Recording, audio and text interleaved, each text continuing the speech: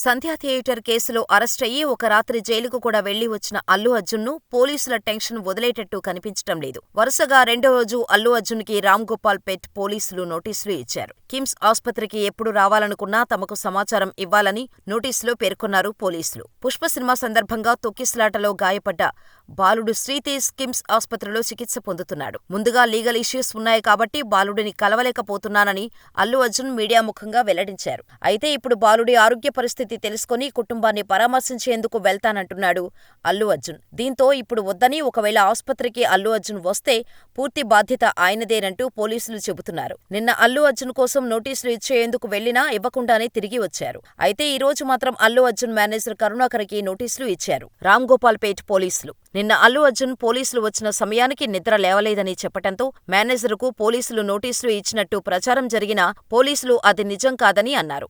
ఇక తాజాగా పోలీసులు కోర్టు పర్మిట్ లేకుండా అల్లు అర్జున్ ఎక్కడికైనా వెళ్లకూడదని స్పష్టం చేశారు.